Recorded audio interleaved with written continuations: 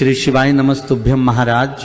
आप सभी लोग जानते हैं कि चैत्र नवरात्रि में अष्टमी और नवमी को लेकर इस बार लोगों के मन में बहुत बड़ी कंफ्यूजन बनी हुई है, क्योंकि इस बार अष्टमी और नवमी एक ही दिन पड़ रही है।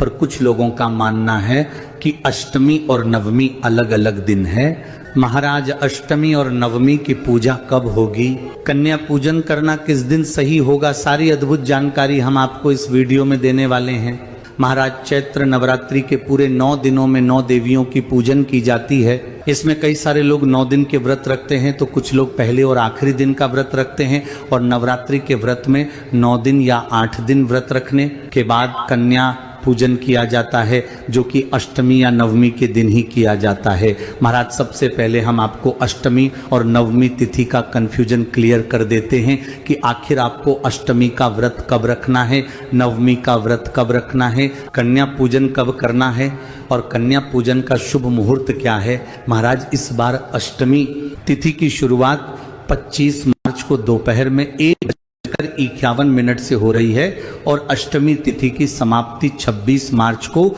सुबह 11:49 पर हो रही है। ऐसे में उदया तिथि के अनुसार 26 मार्च को ही अष्टमी तिथि मान्य होगी।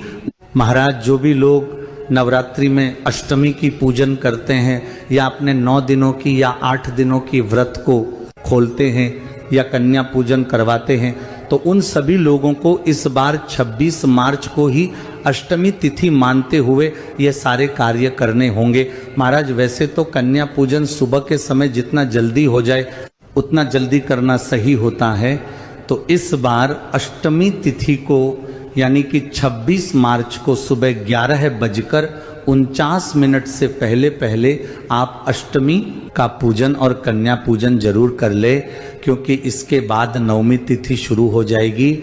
महाराज, अब हम जानते हैं कि नवमी तिथि कब से शुरू होगी और कब समाप्त होगी और इसकी आपको पूजन कब करना है। महाराज, नवमी तिथि की शुरुआत 26 मार्च को सुबह 11:50 से हो जाएगी और नवमी तिथि की समाप्ति अगले दिन 27 मार्च को सुबह 10:08 पर हो जाएगी। महाराज, ऐसे में उदया तिथि के अनुसार तो नवमी तिथि 27 मार्च को ही मान्य होगी, पर 27 मार्च को सुबह 10:08 तक ही नवमी तिथि रहेगी। इसके बाद दशमी तिथि शुरू हो जाएगी।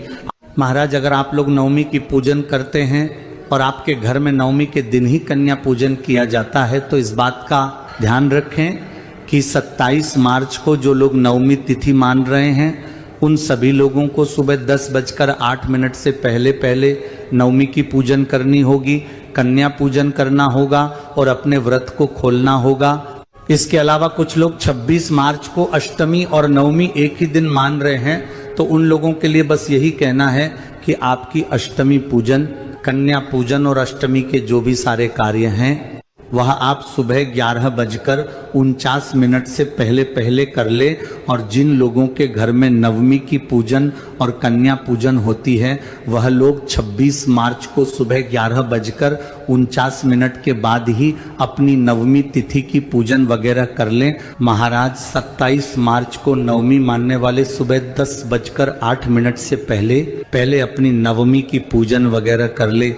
और जो लोग इस दिन कन्या पूजन करने वाले हैं वो भी सुबह के समय जल्दी ही कन्या पूजन पूरा कर ले और अपने व्रत को खोल ले, क्योंकि इसके बाद दशमी तिथि शुरू हो जाएगी। महाराज, अब हम आशा करेंगे कि आपको इस चैत्र नवरात्रि में अष्टमी और नवमी को लेकर जो भी कंफ्यूजन